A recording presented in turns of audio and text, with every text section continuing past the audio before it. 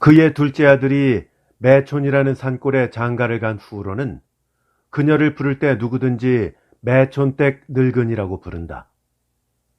늙은이라는 위에다 매촌댁이라고 특히 댁자를 붙여 부르는 것은 이 늙은이가 은진송씨인고로 송우암 선생의 후예라고 그 동네에서 제법 양반 행사를 해오던 집안이 친정으로 척당이 됨으로써 부득이한 존칭이다. 그러나 지금에 와서는 존칭으로 댁자를 붙여준다고는 아무도 생각지 않았다. 아무래도 매촌댁 늙은이 하면 을에 더럽고 불쌍하고 남의 일 해주는 거지보다 더 가난한 늙은이다 하는 멸시의 대명사로 여기는 것이었다. 그뿐 아니라 요즘에 와서는 매촌 늙은이라고 댁자를 쑥 빼고 부르는 사람도 생겼다. 그래도 늙은이는 그것을 노엽게 생각할 만한 양반에 대한 애착심이 낡아 빠져서 아무런 생각도 느끼지 않았다. 몇 해 전 그가 늘 허드렛 일을 해주러 다니는 그 동리의 면장집 아들이 장난말 끝에 늙은이의 이름이 뭐요? 하고 물었다. 힝, 내 말인가? 늙은이가 무슨 이름이 있어? 그래도 왜 없어요? 똥떡이었소, 개똥이었었소? 하며 놀려대는 것이었다. 그는 젊은 놈이 당돌하게 늙은이의 이름을 묻는다는 것이 와락 분해져서 왜? 나도 예전에는 다 귀하게 큰 사람이요. 우리 할아버지는 송우암 선생의 자손이요. 내 이름도 할아버지가 귀한 딸이라고 귀남이라고 지었다오. 하며 자기도 옛 세월 같았으면 너희들은 감히 나의 집에도 만만히 못 들어올 상놈들이다 하는 뜻을 암시하여 양반 자랑을 한 것도 지금 생각하면 다 우스운 일이었다. 하여 돈 없고 가난하면 지금 세상은 이런 것이다 하는 것만은 날이 갈수록 더 똑똑하게 알려질 뿐이었다. 가난하다면 이 매촌댁 늙은이보다 더 가난할 수는 없는 것이다. 맏아들은 오래전에 죽어버린 자기 남편과 마찬가지로 돼지라고 별명을 듣는 멍청이였다. 모든 일에는 돼지같이 둔하고 욕심 많고 철딱선이 없고 소견 없는 멍청이면서도 술 먹고 담배 피우는 데는 일당백이었다. 그래서 남의 집에서 품팔이라도 하면 돈이 손에 들어오기가 바쁘게 술집으로 쫓아가는 것이었으므로 몸에 입은 옷이라고는 자칫하면 감추는 물건이 벌렁 내다 보일 지경이었다.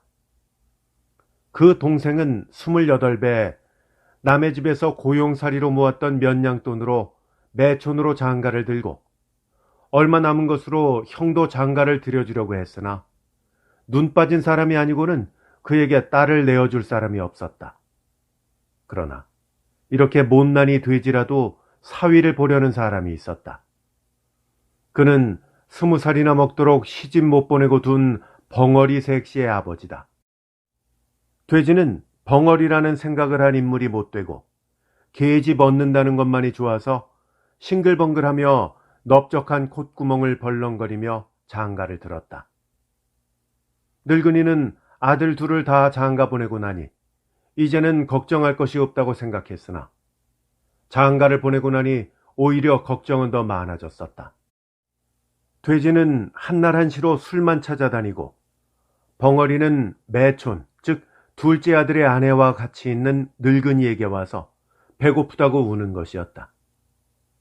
매촌이는 장가둔 후에도 고용살이를 하는 고로 그의 아내는 늙은이와 날만 새면 남의 집으로 돌아다니며 일해주고 밥 얻어먹고 해야 살아오므로 고용살이로 받은 돈은 그대로 남겨두게 되었다. 남겨둔다 하더라도 1년에 10원 내외이나 늙은이는 백만재산같이 귀중히 여겨 몸에 걸치로 한 가지 바꿔 입을 것이 없는 것은 생각할 줄도 몰랐다. 아주 옷이 없어지면 산골로 돌아다니며 무명배를 짜는데 품팔이를 한다. 산골에서는 예전과 같이 아직까지도 제 손으로 옷감을 짜는 것이다. 한 피를 짜면 무명배 몇 척씩을 삭수로 받아가지고 며느리와 각자 한 가지씩 옷을 해 입는 것이었다. 때로는 벙어리도 데리고 다니며 일을 거들어주며 밥을 얻어먹이기도 하는 것이었다. 밥 한 끼 얻어먹는다는 것이 무슨 큰 품삯이나 받는 것 같이 그들 셋은 뼈가 부서지도록 일을 해주고 돌아다녔으나 그래도 별 걱정은 없었다. 어서 몇백 냥 모이게 되면 그것으로 남의 논이나 밭을 대지로 얻어서 제 농사를 해보리라 하는 것만이 매촌의 부부와 늙은이의 유일한 희망이었다. 매촌이가 장가든 지 4년 만에 이럭저럭 뼈를 깎아 모은 돈이 2원 모자라는 60원이나 되었다. 매촌은 그 돈 중에서 15원을 떼서 일간토옥 다 허물어져 가는 것을 사가지고 생전 처음으로 자기의 집이라는 것을 갖게 되었다. 늙은이도 기뻐했던 것이다. 그러나 남은 돈 43원은 대지, 즉 땅을 빌리기 전에 홀딱 날려보내고 말았다. 동리에서도 똑똑하고 잘하는 신용 있는 매촌이었으나 한꺼번에 많은 돈을 쥐고 보니 가뜩이나 마음이 벙벙한 데다가 돈 냄새를 맡고 다른 동리 노름꾼들에게 속아넘어서 하룻밤에 후딱 날려보내고 만 것이었다. 매촌은 두 눈에 불이 켜고 뼈가 녹은 것 같이 쓰라리게 아까워서 죄 없는 담뱃대만 힘껏 두들겨 부수었다. 손에 쥔 것처럼 믿고 믿었던 농사하는 그들의 꿈은 그대로 애처롭게 물거품이 되게 생겼으므로 늙은이는 온 밤이 새도록 아들을 조르며 죽는다고 목을 놓고 우는 것이었다. 죽일 놈들, 도적놈들, 내 돈 43원을 그대로는 못 먹을 것이다. 매초는 딱 버티고 앉아 이를 갈았다. 그러나 한번 낚인 돈이 아무리 간장을 녹인들 도로 제 손안으로 들어올 리가 없는 것이었으나 그래도 매초는 제 돈을 찾으러 매일같이 노름판에 드나들었다. 그러는 중에 그는 제 자신도 모르는 사이에 어느 동리의 알탕 노름꾼으로 변하고 말았다. 단순한 매촌이었었으므로 그의 변화는 쉽고 빠른 것이었다. 늙은이와 며느리는 태산같이 믿었던 매촌이가 그 모양이 되고 오직 하나의 희망이었던 제 농사 짓는다는 것도 꿈으로 돌아간 뒤 죽지도 살지도 못할 판에 끼어 한결같이 남의 집에 다니며 겨우 살아갔다. 1년 12달 남의 솥에 익혀낸 것만 얻어먹는 그들이라 비록 일은 해주고 먹는 것이라고 해도 동리 사람들은 공밥을 먹이는 것 같이 그들을 천대하는 것이다. 늙은이에게서 매촌댁에 댁자를 쑥 빼고 매촌 늙은이로 붙이게 된 것도 이때부터이다. 큰아들 돼지는 이제는 정신을 차릴 나이도 된 지 오래였건만은 그는 술 한잔이면 제목이라도 베어줄 작자였으므로 죽도록 일을 해주고도 술만 얻어먹고 그대로 오는 것이었고 벙어리는 또 저대로 밥만 얻어먹고는 죽을 똥 살 똥 일을 해주는 것이었다. 그러나 이 중에도 불행이 하나 더 덮쳐 돼지는 그 마을에서 쫓겨나게 되었다. 그것은 몇 날 술을 먹지 못하여 못 살 지경에 이른 돼지가 한 꾀를 생각해가지고 술집에 가서 술 한 잔만 주면 나무 한 짐을 해다 주겠다는 약속으로 먼저 술 한 잔을 얻어먹었다. 그리고는 갖다 줄 나무가 없어서 나무 배기를 엄금하는 사방공사 해놓은 데서 나무 한 짐을 잔뜩 해가지고 내려오다가 일꾼 대장에게 들켜서 나무찜은 나무찜대로 다 빼앗기고 죽도록 얻어맞고 술집 마누라한테까지 무한 욕을 먹고 한 까닭에 그는 그 동리에서 쫓겨난 것이었다. 그 길로 매촌에게 왔으나 매촌이 역시 알부랑 노름쟁이라 하는 수가 없었다. 그래서 그는 하는 수 없이 오리가량 떨어진 동리에 가서 남의 집 겹방살이로 들어갔다. 방세는 내지 않더라도 그 집에 바쁜 일은 거들어주겠다는 약속이었다. 그러나 당장에 입에 넣을 것이 없었으므로 벙어리를 두들기며 밥 얻어오라고 하는 것이었으나 벙어리는 이미 당삭이 된 커다란 배를 가리키며 서럽다는 듯이 우는 것이었다. 그래도 돼지는 어떻게든지 해서 양식을 얻어올 궁리는 하지 못하고 벙어리를 조르다가 지치면 그의 어머니인 늙은이가 무엇이나 가져다 주지는 않나 하는 택없는 꿈을 꾸며 뒹굴뒹굴 하기만 하는 것이었다. 이따금 담배 생각이 나면 들에 나가서 실랭이의 꽃을 타다가 대에 넣어가지고 쥐새끼 소리를 내며 빨아대는 것이었다. 벙어리는 자기 뱃속에서 꿈틀꿈틀하며 태아가 놀면 몸서리를 치면서 무서워했다. 빌어먹으련 어린애가 그러는 거잖아. 겁은 왜 내? 하고 벼락같이 소리를 지르나 알아듣지 못하고 끙끙 하는 소리로 울며 자기 배를 쿡 쥐어지르는 것이었다. 하루 한 끼도 얻어먹지 못하는 그들이라 벙어리의 커다란 두 눈은 쇠눈깔같이 험악하였다. 늙은이는 어느 날 밤에 큰 호랑이 2마리가 꿈에 보이더라고 하며 그 이튿날 아침에 매촌의 아내를 보고 꿈 이야기를 하는 것이었다.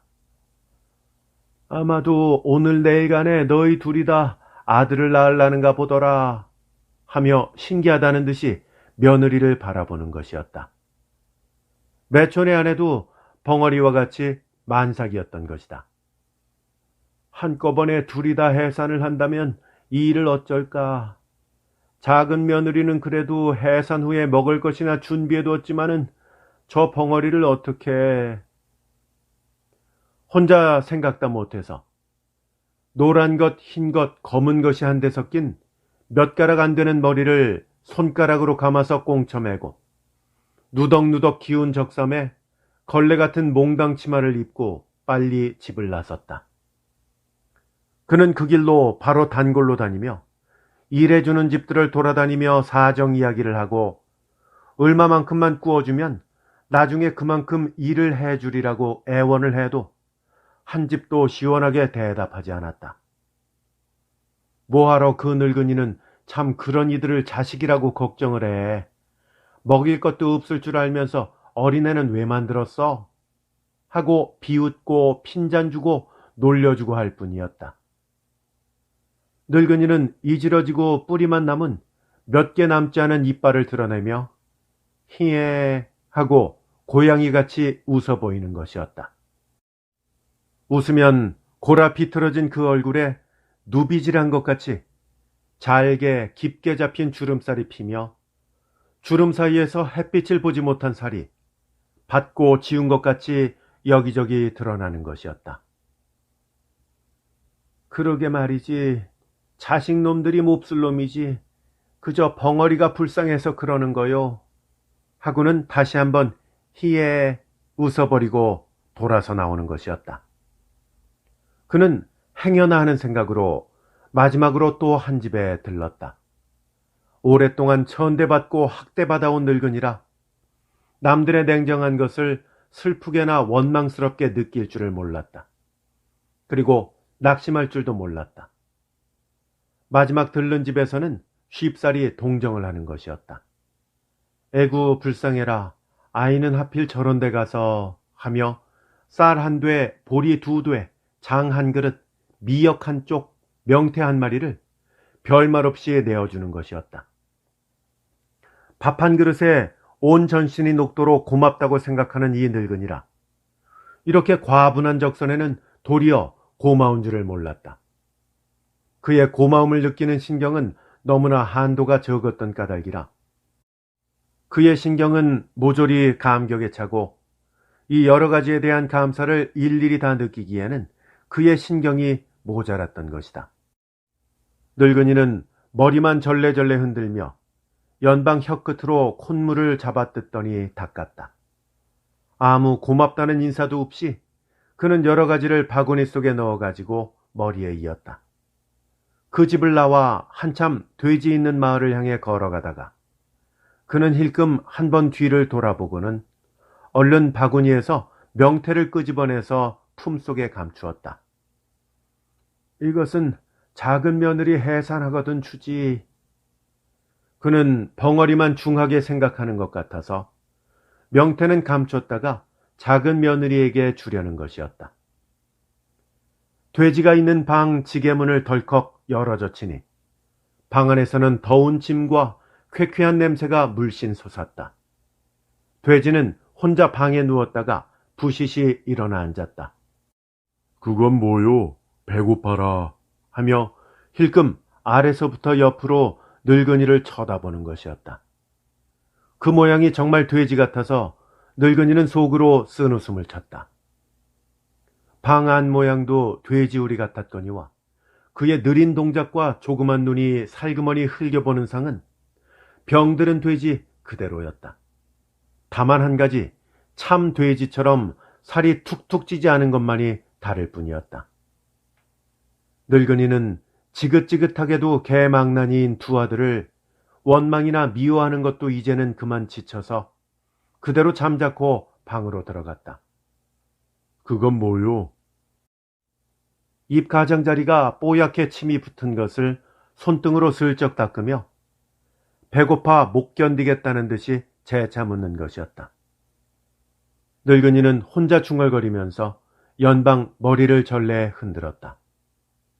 작은 며느리는 해산하면 먹는다고 쌀 5돼 보리 1마를 준비해 두기라도 했거니와 벙어리는 지금 당장에 굶고 있는 판이니 그 일이 난감하였다. 뭐긴 뭐야, 아무것도 아니지. 젊은 것이 해산을 하면 무엇을 먹으려고 밤낮 이러고만 있어. 늙은이는 목에 말라붙은 것 같은 작은 소리로 노하지도 않고 곱게 타이르는 것이었다. 일하러 가려고 해도 배고파서. 그렇다고 누웠으면 하늘에서 밥이 떨어지냐? 젊은 것은 어디 갔어? 뒷산에 나물 캐러 갔는가? 늙은이는 네 손가락으로 뒤통수를 덕덕 긁으며 답답해 못 견디겠다는 듯이 벌떡 일어섰다. 이것은 해산하면 먹일 약이다. 손도 대지 말아라. 하고는 가지고 온 바구니를 윗목에 밀어넣고 밖에 나와 짚을 한숨 쥐어다가 그 위로 눌러 덮었다. 정말 이것은 손을 대지 말아라. 아이를 낳으면 먹일 약이다. 늙은이는 10번, 20번 당부를 하는 것이었다. 그래, 웬 잔소리는. 하고 돼지는 온 몸뚱이에 껍질만 남겨두고 모든 정신이 그 바구니에 쏠려서 늙은이의 말은 지나가는 바람소리로만 여기는 것이었다. 늙은이는 돼지의 속마음을 잘 들여다볼 수 있었다. 아무리 당부해도 그 말을 실행할 돼지가 아닌 것도 잘 알았으나 조금이라도 아껴 먹도록 하라는 뜻으로 자기도 몇 번이나 부탁만은 하는 것이었다.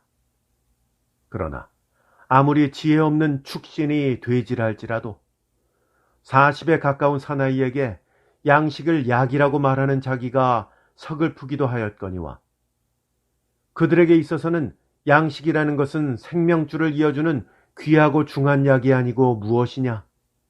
밥을 약처럼 먹어야 하는 너희들이 아니냐 하는 생각도 났으므로 늙은이는 다시 또 입을 열지 않고 그 방을 나섰다.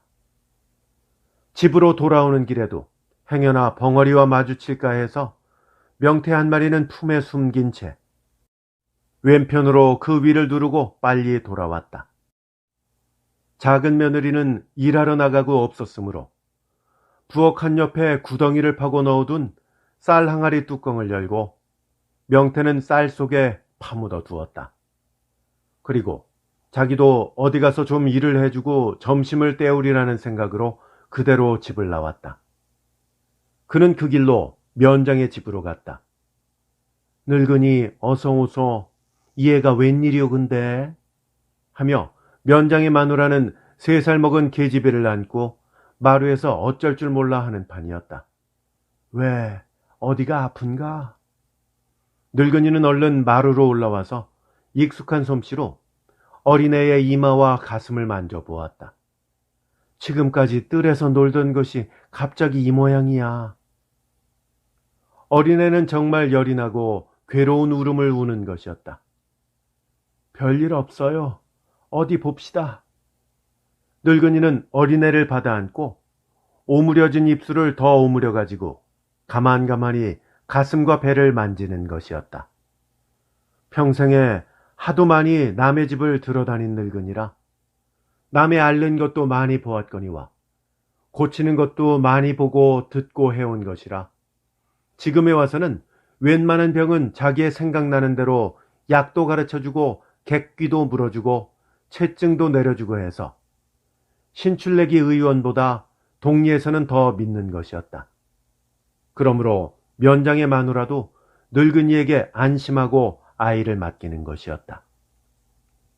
과연 어린애는 이윽고 소화되지 않은 음식을 토하기 시작하더니 한참 만에 그대로 잠이 들었다. 늙은이는 한숨을 쉬고 툇마루로 나와 앉으며 한숨 포근히 자고 나거든 노글노글한 조당수나 끓여 먹이고 저녁은 먹이지 말고 그대로 재우면 별일 없을 것이요 하였다. 마누라도 안심한 듯이 늙은이에게 줄 밥을 참견하였다. 늙은이는 밥과 반찬 찌꺼기를 얻어가지고 툇마루 한 옆에서 씹지도 않고 묵덕묵덕 삼키기 시작했다. 에구 늙은이 천천히 좀 먹으면 어떤가. 그렇게 막 삼켰다가 걸려 죽으면 어째. 마누라는 늙은이의 밥 먹는 모습을 바라보다가 주의를 시키는 것이었다. 늙은이는 애교 있는 웃음을 짓고 간청어 꼬리를 뼈째로 모조리 묵턱 베어 우물우물 하더니 입이 움쑥하며 꿀꺽 소리를 내고 삼키는 것이었다. 에그머니 뼈를 막 먹네. 힝 걱정하지 마소. 죽어도 먹다가 죽는 것은 복이 아니요. 그는 그의 버릇인 희행하는 고양이 웃음 같은 소리로 한 번 더 웃어 보이고 연방 주먹만한 밥 숟가락이 오르내렸다. 저 늙은이의 창자는 무쇠로 된 것이야. 마누라는 자기도 침을 삼키며 찬장에서 먹던 김치찌개를 더 내어주었다. 늙은이는 지금까지 먹으라고 주는 것을 사양해 본 적이 없는 판이라 주는 김치도 넓적받아 국물부터 후루룩 삼켜보는 것이었다. 그의 몸뚱이는 골아 비틀어졌어도 오직 그의 창자만은 무쇠같이 억세고 든든하였던 것이다. 지금까지 배앓이를 해본 적이 없는 그이였다. 그날은 이것저것 거들어주고 저녁까지 얻어먹고 돌아 나올 때 마누라는 늙은이의 치맛자락에 보리 두어 되를 부어주었다. 에구 이것은 왜 하면서도 사양하지 않고 그대로 집으로 돌아왔다. 그는 그 보리를 가져다가 헌 누더기 조각에 싸가지고 며느리 몰래 부엌 나무단 밑에 감추었다. 벙어리의 양식이 없어지면 가져다 주려는 것이었다. 그런지 며칠 만에 벙어리가 해산기미로 누웠다는 통보를 듣고 부랴부랴 달려간 때는 정오가 훨씬 지나서였다. 방문을 덜컥 열어젖히니 벙어리는 죽겠다고 머리를 방구석에 틀어박고 끙끙대며 손으로 벽을 쥐어뜯고 있고 돼지는 조급한 듯이 연기도 나지 않는 담뱃대만 쭉쭉 빨며 쥐새끼 소리를 내고 앉아 있었다. 언제부터 저러냐? 늙은이는 방에 들어가 앉으며 아들에게 묻는 것이었다. 몰라요. 어젯밤부터 아직까지 물도 한 모금 마시질 않네요. 늙은이는 벙어리의 고통을 잘 알았다. 아무것도 먹지 못해 기운이 없어서 속히 어린애를 낳지 못하는 것이다 하는 생각이 들자 전에 가져다 준 거 어딨어? 하고 물었다. 뭐? 그거 다 먹었지. 뭐? 언제? 늙은이는 기가 막혔다. 그까짓 쌀 한 돼 보리 두 대를 먹는다니 입에 붙일 것이나 있었으리오마는 미역까지 다 먹었다는 말에는 와락 속이 상했다. 필어먹을 놈, 그것을 죄다 먹다니. 기운이 없어서 아이를 속히 낳지 못하고 끙끙하는 벙어리를 앞에 두고 늙은이의 가슴은 어리둥절하였다. 우선 조금 남아있는 장으로 솥에 찬물 한 바가지를 붓고 물을 끓여 벙어리에게 두어 숟갈 먹였더니 어버버 하는 고함 소리와 함께 방바닥에 새빨간 고깃 덩어리가 떨어지며 으아 하고 힘있는 첫소리를 쳤다. 늙은이는 탯줄을 끊으려 해도 가위도 아무것도 없어서 고민하고 있는 판에 돼지가 달려들어서 입으로 탯줄을 석컥 베었다. 방바닥이라고는 해도 문 앞에 다 떨어진 사리자리가 손바닥만치 깔려 있을 뿐이었으므로 어린애는 맨 흙 위에 그대로 누워서 새빨간 팔과 다리를 꼬물락거리며 입술을 오물락거리고 있었다. 늙은이와 돼지는 얼른 어린애의 다리 사이를 헤치고 보았다. 조그만 무엇이 달리어 사나이라는 것을 뚜렷이 증명하고 있었다. 늙은이는 갑자기 두 팔을 덜덜 떨며 두리번 살피다가 하는 수 없이 손빠르게 자기의 치마를 벗어 어린애를 싸가지고 자리 위에 눕혔다. 벙어리는 죽은 것 같이 늘어져 누워 있었다. 돼지는 뜻도 없는 말소리를 혼자 분주히 중얼거리며 담뱃들을 쥐었다 놓았다, 벙어리를 만져보았다 하는 것이었다. 늙은이는 잠시 가만히 앉아 63세 처음으로 보는 손자라 그런지 그의 가슴은 감격에 꽉 차가지고 웬일인지 눈물이 줄줄 흘러내렸다. 계속해서 안태가 나오자 그만한 피를 감당할 수가 없어서 떨어진 가마니 쪽에다가 태를 움켜담아 돼지를 시켜 뜰 한 옆에 가서 불사를 하고 시켰다. 저것을 무엇을 먹일까? 늙은이는 자기 집 나무 밑에 감춰둔 보리 2대가 생각났지만 지금 그것을 가지러 가려 하니 몸을 빼서 나갈 수도 없고 돼지를 시키려니 작은 며느리에게 들킬까 걱정이 돼서 자기 팔이라도 베이고 싶었다. 그럴 때 집주인 마누라가 이 모양을 알아채고 쌀 한 그릇을 주는 것이었다. 늙은이는 그것으로 밥을 지어 벙어리에게 크게 한 그릇 먹이고 남는 것은 바가지에 긁어 담았다. 그년 어린애 낳고 아프지도 않나베 밥을 억세게도 먹어댄다. 나도 배고파 죽겠는데 제길. 돼지는 뜰에서 태를 태우며 버럭 소리를 지르는 것이었다. 늙은이는 빌어먹을 놈 짐승같이 하면서 바가지에 밥을 덜어서 돼지를 주고 자기는 손가락에 묻은 밥알만 뜯어 먹었다. 어린애도 만지고 벙어리 몸도 단속하는 사이에 해는 저물어 갔다. 그는 남은 밥을 벙어리에게 먹여놓고 차마 어린 것을 덮어둔 치마를 벗기지 못해 떨어진 속옷바람으로 어둡기를 기다려 자기 집으로 보리를 가지러 가는 것이었다. 작은 며느리가 알면 보리는 누구 것이요? 왜 숨겼다가 가져가요? 하고 마음을 상할까 하여 그는 가만히 자기 집으로 들어갔다. 매촌이는 또 노름방으로 갔는지 며느리 혼자서 깜빡거리는 호롱불을 켜고 옷끈을 끌어놓고 벼룩을 잡는다고 부시직거리고 있었다. 늙은이는 자취 없이 부엌으로 들어가 나무 밑에 손을 넣어 살그머니 보리 꾸러미를 끌어내었다. 진작 도로 나오려다가 조금 멈칫하고 생각한 후에 재주 있는 쓰리와 같은 손짓으로 쌀 항아리 속에 손을 넣었다. 전날 쌀 밑에 감춰두었던 명태가 쌀 위에 쏙 빠져나와 있었다. 아이고, 며느리가 보았구나 하는 생각이 들자 그는 얼른 항아리에서 손을 빼서 집을 빠져나왔다. 보리 뭉치만을 옆에 끼고 번개같이 달려가서 돼지에게 갖다 주고 이것으로 죽을 쏘. 너는 조금씩만 먹고 어린애 어미만 먹여라. 하고 몇 번이나 당부를 하고 자기는 다시 집으로 돌아오는 것이었다. 텅 빈 백가죽은 등에 붙고 입안과 모가는 송정으로 붙인 것 같이 입맛을 다시면 찢어지는 것처럼 따가웠다. 저까지 보리 2대로 몇 날을 지탱시킬까 하는 생각이 들자 그의 두 다리는 가리가리 힘이 빠지고 돼지와 매촌이의 못난 것이 새삼스럽게 얄미웠다. 그러나 눈앞에는 오늘날 아기의 두 다리 사이에 사내라는 또렷한 그 표적이 어리더리 나타났다가 사라지고 하였다. 그는 걸어가는 사이에 몹시 뒤가 마려워서 잠깐 발길을 멈추고 사방을 둘러본 후 속옷을 헤치려다가 무엇에 놀란 듯 재빠르게 걷기 시작하였다. 사람은 똥 힘으로 사는데 하는 것을 생각해냈던 것이다.